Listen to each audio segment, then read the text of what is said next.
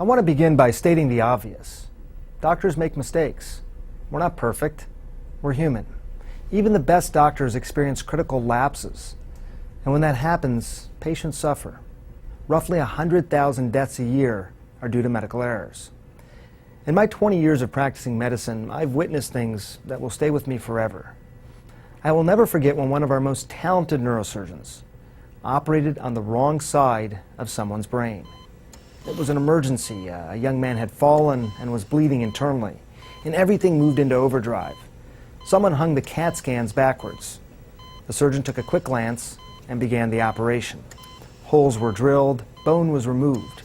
It was only when the outer layer of the brain was opened did the surgeon realize that something terribly wrong had happened. The patient survived. The doctor later confessed to me that he spent hours throwing up after the case.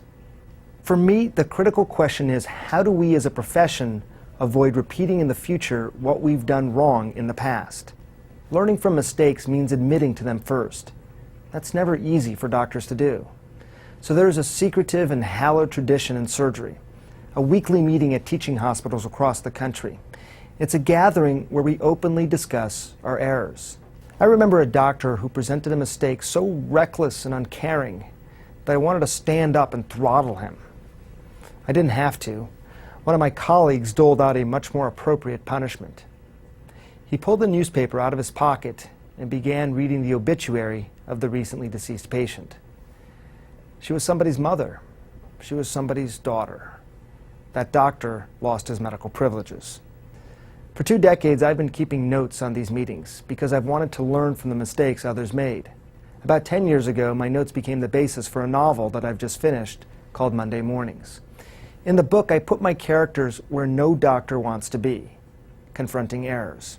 For obvious reasons, it's fiction, but the issues that I take on are very real. My hope in writing this book is to put medical mistakes under the microscope. I'd like to help people understand the challenges and the concerns that confront real patients and real medical professionals.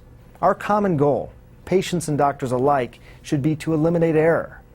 To do so, the medical profession must be vigilant, and the public must be educated.